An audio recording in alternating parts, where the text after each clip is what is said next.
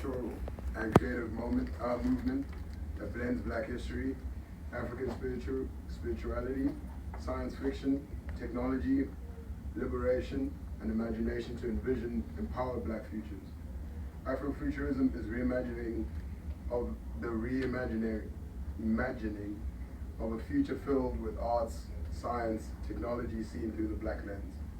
The term was conceived by author Mark Derry in his essay Black to the Future, which examines speculative fiction within the African diaspora. Through literature, film, music, fashion, and visual storytelling, Afrofuturism challenges systems of oppression while centering the Black identity, innovation, resilience, environmental awareness, and global possibility. The Black Odyssey-driven excellence. Today's conversation celebrates the power of imagination, cultural preservation,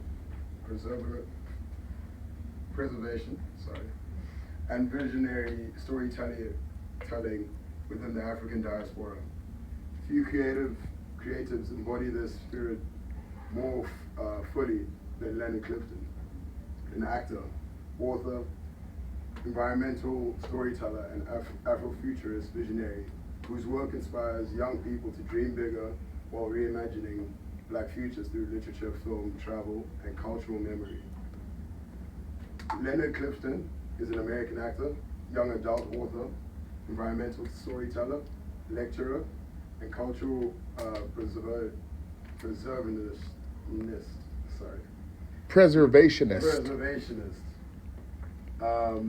Whose career bridges film, literature, global research, and African diaspora memory. Clifton made his feature film debut in Amistad, directed by Steven Spielberg and produced by Debbie Allen, and later appeared in Bring It On, Mutiny, MTV's Singled Out, and international commercials. His early work also included appearances connected to the 1990s hip-hop culture alongside the artists such as Tupac Shakur, Coolio, and Young MC. He additionally modeled for Carl Carney, a pioneering force in hip-hop fashion. As an author, Clifton is best known for his futurist YA fantasy series, The Last Prince of Atlantis Chronicles, featured within the Africana Studies curriculum at California State University Northridge. The series blends mythology, environmental awareness, cultural identity, and global research inspired by his travels to South Africa, Greece, Brazil, Hawaii, the Dominican Republic, and Australia's Great Barrier Reef. A sought after lecturer and speaker, Clifton has presented at UCLA, Anderson School of Management, American Jewish University, and Cal State University Northridge.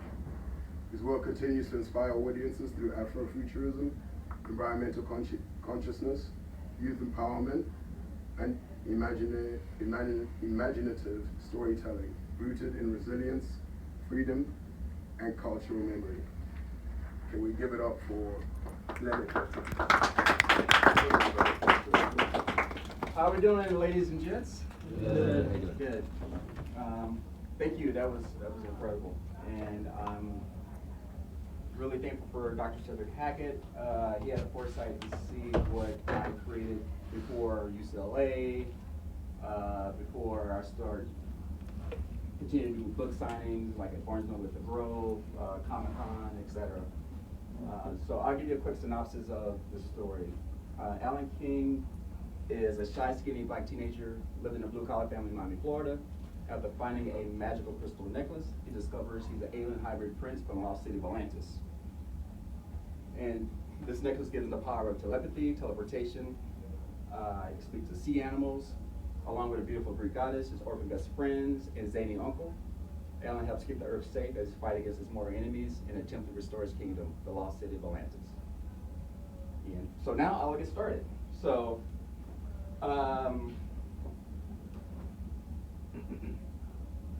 this is South Africa. I'm wearing the king crown. In the book, the Zulu king meets this alien princess from another planet. They meet on Table Mountain in South Africa. So the character's part alien Zulu. He's a warrior. And this is my deck. This is a movie deck. So when producers see it, they kind of get an idea of the aesthetic of the characters.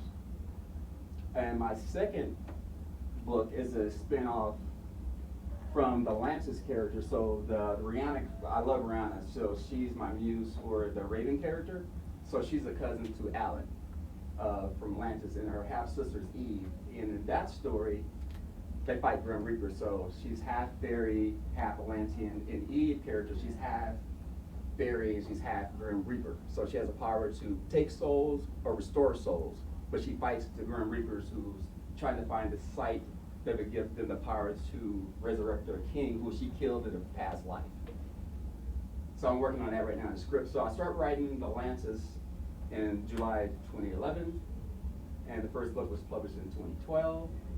And the funny story with that, I had a huge publisher in New York that was interested in it, and when they didn't, at that time, they did not have any black authors, the sci-fi, fantasy. So when the editor left, I decided to self-publish because I didn't want to go through that whole,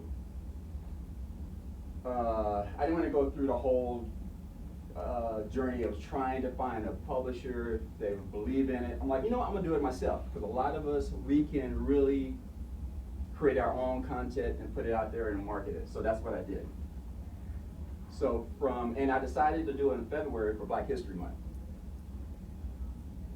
And one of my best friends, my brother, rest in peace, Christoph St. John, your moms or grandmoms probably know him as Neil Winters on Young and the Restless. So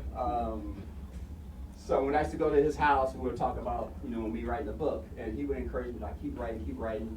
And I did a lecture with his dad, Dr. said, Christopher St. John. He was in the original Shaft film. Like your mom and grandma, they know about that. So I'm sure you heard of Shamar Moore. Yes. Yeah, if it wasn't for him, you never known Shamar Moore. He picked Shamar to play his brother in Young and the Restless. That's how his career got started. And this is my first book signing event I had.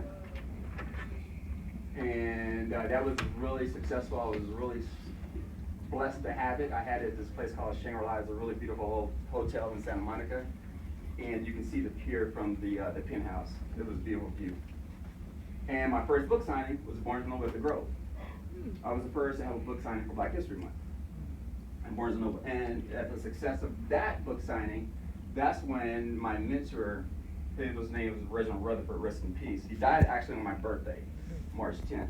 Can't make this up. He was a producer of Soul Train with Don Cornelius. He worked on a show called Extra. He worked with Harvey Levin. Actually, I did a game show he talked me into.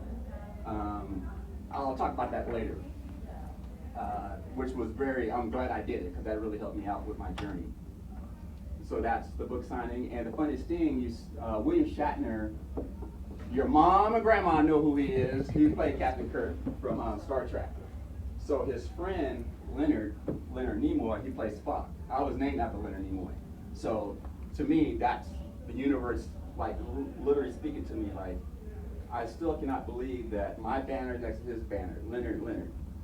And I just continue to write. So now it's Comic-Con. This is the first Comic-Con I did in 2016. The book signing was in 2016. So my mentor, Reginald, said, you gotta do Comic-Con now. I didn't know anything about Comic-Con, about cosplay, internet. So I hired a designer to create the costumes. And the left shark, I put the book cover in, and actually I'm in it. And I was just observing the crowd, and everyone wanted to take pictures of all these with the models I hired. They wanted to know who they were, and that's when I knew I had something tangible, because now you can see it. Believe me, if the film happens, they're not gonna be wearing that. That was the first wardrobe that was created for it. And so that was inspired me to start traveling. I'm gonna extend the book series and make it 3 books. So my first